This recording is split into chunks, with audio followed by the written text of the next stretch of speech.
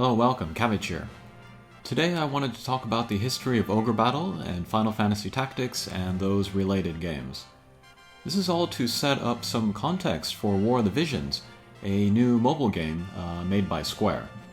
You might be wondering why I'm so passionate about War of the Visions, and the reason for that is because I'm bringing to it about 25 years of love for this series of games, and because I consider War of the Visions the spiritual successor. But War of the Visions can be a very absorbing game, and we can get lost in the farming and crafting, so to regain some perspective, I thought I would make this video as much for me as for anyone else. My personal introduction to RPGs were Dragon Warrior 1 and Final Fantasy 1 on the Nintendo Entertainment System. And I am very much dating myself here. I immediately loved the fantasy aesthetic, the turn-based battle style, and the slow grind for levels and equipment. Then, cut to 1994, I went to my friend's house and he had every game for Super Nintendo, including Ogre Battle. We played it a little together. He moved on, but that game stuck with me. It deeply resonated with me. The idea of having a bunch of different units to choose from and making your own teams was new and exciting. The scale felt grander than Dragon Warrior or Final Fantasy. Also, the artwork style really appealed to me. Akira Toriyama and Yoshitaka Amano are basically gods to me, but the artwork in Ogre Battle was so wonderful.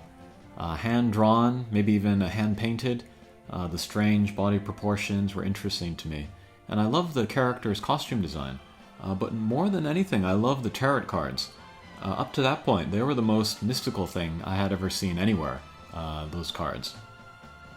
And then here we'll cut away to me, but there was this promotional item that came with the PSP release of Tactics Ogre, and then these are kind of reproductions of the tarot cards that appeared in Ogre Battle and Tactics Ogre. It's not the original artwork, but very, very closely based on it. And these are so cool. I don't know if there are actual hard copies of the original artwork, but I might want to pick those up too. I haven't looked too hard for them. But the different ideas and archetypes being represented in card form, and then them having like powers that you can use in battle or in the world, was so compelling to me. And this directly led me to collecting other tarot card decks, and then even studying fortune-telling a bit. And Yoshitaka Amano, who I just mentioned, he also made some tarot cards. These are pretty wild. But as for my most favoritist tarot cards of all time, it's still the original Ogre Battle ones. And then while we're here, I can show off my original copy of Ogre Battle for the Famicom, Super Famicom. And then there's Quest, that's the video game company that made this. They're really only known for Ogre Battle. But very cool artwork. And then better, I would say, than the North American Super Nintendo release, because it has that that border around it that makes this artwork smaller, and then also kind of takes away, it's got like kind of a modern, kind of a poppy sort of a look, like technologically advanced or whatever. I just like the plain artwork here. But yeah, the difference between the two reminds me of like a vinyl album and then like the CD re-release of it. And then we can look at the instruction manual real quick. I love old school instruction manuals. But breakdown of guys that you can recruit. I love looking at tables like this. And then even like comics in here. It's very Japanese. And then explanation of maps and world and all that. Very, very cool. My copy, not at all in mint condition, but I'm not a hardcore collector, so this is good enough for me. And then here I have the PlayStation release of Ogre Battle. Nothing too special here, just more kind of for completion's sake. My biggest niggle with the PlayStation version of this is that the sound, whatever, the synthesizers or whatever that they used are different from the original, and I love the original so much that it just bothers me, and I can't really play this one, but just to have, it's nice. But Ogre Battle was created in part by 5 people who will appear a lot in this video. Yasumi Matsuno, the director, Akihiko Yoshida, the character designer, Hiroshi Minagawa, the art director, and then music composers Masaharu Iwata and Hitoshi Sakimoto. They were all part of Quest. Ogre Battle I love so much. If I could take only one game with me to a desert island, it would be that or Dark Souls 3. But the look, the world, the gameplay, the replayability with all of the different alignments that you can be and different endings you can get, the team customization, the music, everything is amazing. Well, almost everything. There is the story to talk about, and it's not presented in a straightforward way like Dragon Warrior or Final Fantasy. And it's funny that I mentioned Dark Souls, because while the story in Ogre Battle is not as veiled as in Dark Souls, Ogre Battle's more about the atmosphere and the history and the mythology than any narrative, beyond just trying to save the world from the evil wizard. But every map you go to has random townspeople and NPCs, and you get whiffs of the greater story, the story of the continent and its history, and the possible future. After Ogre Battle came Tactics Ogre for the Super Famicom, again from Quest and that same core team. Same world, but on a different continent and at a later date. And then a lot of the fantastical elements from Ogre Battle, like angels and demons, are gone. Tactics Ogre is probably the most starkly realistic game of any that I'll talk about in this video today, and the darkest. If you thought that Final Fantasy Tactics was dark, try this game. There's a friggin' genocide in the first half hour. This game was never released to Super Nintendo in foreign markets outside of Japan. I wonder if it had to do with the gameplay or the story. But because it was not released at first, I have almost more to say about the game as an entity than what is in the game itself. Of course, the game was available on emulation, but only in Japanese.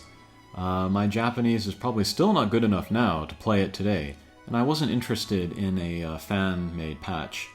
You might know my feelings on translation. I wanted an official translation, and the first official English version was for the PlayStation, and that came out in 1997. Unfortunately, they printed very few copies, which is typical for American releases of Quest games.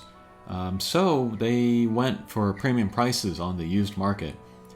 There was a time when I was closely watching the game on eBay, and it regularly went for over $100. I should have just bit the bullet and bought it at that price at that time, but I couldn't buy it on principle, especially when I could play Ogre Battle for free over and over and over.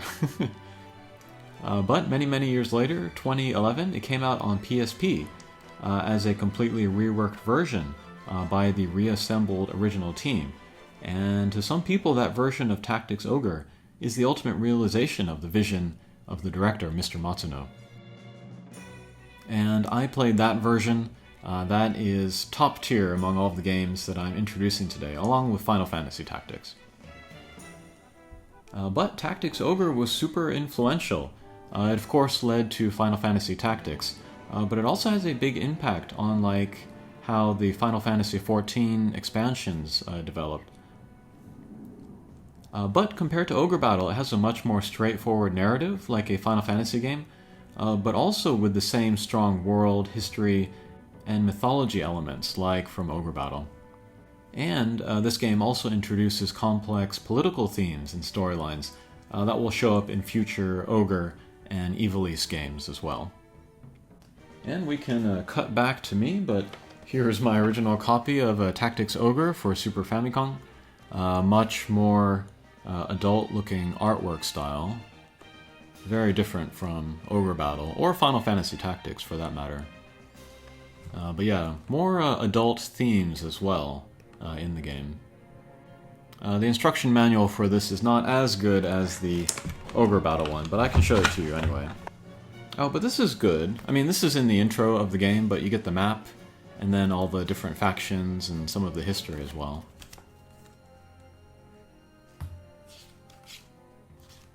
And then here you get a little bit of the mythology. It doesn't play a super big role in the story, but I like knowing that it's there. It really adds to the atmosphere of the game. And then like action, explanations, terrain explanations. I love this stuff.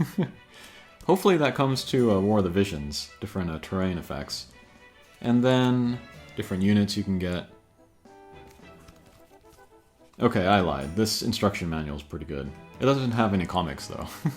And then magic, yeah. Do they even make instruction manuals for new games these days? Or is it all like online or whatever? Yeah, pretty cool. And then in 1995, this history takes an interesting turn. Mr. Matsuno, Mr. Minagawa, and Mr. Yoshida, they all leave Quest and they join Square. And a few years later, their work Final Fantasy Tactics comes out for PlayStation, while their old company Quest releases Ogre Battle 64 for the Nintendo 64. Funnily enough, the composers, Mr. Iwata and Mr. Sakimoto, they composed the music for both games. I think most of you are familiar with Final Fantasy Tactics, so I don't need to say a lot there. Beloved game, sold 1 billion copies. There's a part of me that is miffed by its popularity, since it so obviously stands on the shoulders of Ogre Battle and Tactics Ogre, which deserve more recognition, but unlike Final Fantasy VII or X, which were not good games in my opinion, but are loved because they were many people's firsts, I can forgive people for praising Final Fantasy Tactics to the skies, because it's so good it deserves all the praise that it gets. One interesting thing about Final Fantasy Tactics is that it goes back to some of the more fantastical elements, like in Ogre Battle, where monsters can join your party and stuff like that. I miss the monsters in Tactics Ogre. Having all humans all the time can be a little dry. Okay, and then I guess at this point I can show you the one piece of memorabilia I have of Final Fantasy Tactics. This is the official soundtrack. And yeah, great artwork. This is much better artwork than the one on the actual game, where you can't really tell what's going on. But yeah, Ramza and Delita, they are the game, basically. And then on the back, got all the supporting characters, and there's Agrius.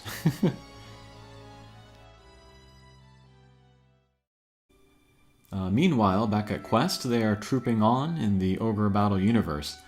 They released Ogre Battle 64, which is of course very similar to Ogre Battle, and even goes back to the battle style of a bunch of teams moving around a map. It's one of the best games on Nintendo 64, and maybe the best RPG on the console. In gameplay terms, it's even deeper than Ogre Battle. You can have like team-up skills, like in Chrono Trigger, and then the way you level your guys gives you more customization. It's also a very big game. It takes like an hour to get through a map, and then in all you can spend 60-80 hours on the game. I played through it once at release, but I haven't touched the game since then, and I'd love to give it another go. And it might be my most recommended game on this list if you've already played Ogre Battle, Tactics Ogre, Final Fantasy Tactics, and Final Fantasy XII. The look of the game is really interesting and holds up much better than a lot of the polygon-heavy games of the time. It almost looks like claymation. But lots of references to Ogre Battle. A lot of the monster designs look similar, and even the poses of the classic classes are the same. And then the choices that you make in-game affect the direction of the story, similar to Tactics Ogre. So a lot of DNA in this game, even if the original core members are gone. Next from Quest came Ogre Battle Prince of Zenobia for the Neo Geo Pocket, which is essentially Ogre Battle again, same place, same time, but told from the viewpoint of Tristan, which is a really interesting idea. But the graphics are poor, there's no official translation, and the Japanese font is hard to read. And some gameplay elements are removed, just because the system can't handle it. So it's hard to recommend this game, and I tried it, but I'm not going to finish it, I think. And then we have Tactics Ogre Advance, the last hurrah from Quest, and the last true Ogre game. Full disclosure, I have not played through this game, but it looks very worth my time. And even though it is a portable title, they did not skimp on anything, not on depth of gameplay, not on the weight or starkness of the story, which directly leads to Tactics Ogre. And if any game on this list deserves a remake, it's this one. But after that, in 2002, Square buys Quest, and that's that for Ogre Battle games. There hasn't been one since then. I haven't even heard a rumor. All of the focus now is on Final Fantasy and Ivalice. Speaking of games I have not played, in 2000, the team led by Mr. Matsuno for Square, they make Vagrant Story, a game that takes place in Ivalice, the same world as Final Fantasy Tactics. I know very little about this game, but if you wanted to leave a comment to say something about it, I'd appreciate that. And then after that, there's kind of a long blank time, which is really only marked by Final Fantasy Tactics Advance, which is not really worth mentioning, and it's clearly inferior to Tactics Ogre Advance. Most of the Big Five original staff are involved, but it's all kitified, and then the stakes are just not there. It's all just a dream, so it has like no effect on the canon or the lore of the Ivalice world. But in 2006, we had the release of Final Fantasy XII, and I could do a video on just this game. A lot of people don't make the connection between Final Fantasy XII and Final Fantasy Tactics, but it is there, both in the world and in the team behind it. You have all the Big Five members working on it, but Mr. Matsuno, he drops out as director early in the process. I haven't done any research into why this happened, but I can guess it had something to do with the pressures and restrictions of working on a mainline Final Fantasy game. By this time, Final Fantasy had exploded worldwide and had a giant audience and tremendous expectations. Mr. Matsuno strikes me as a kind of an independent thinker, not a mass market guy, and I'm sure that led to clashes, maybe burnout.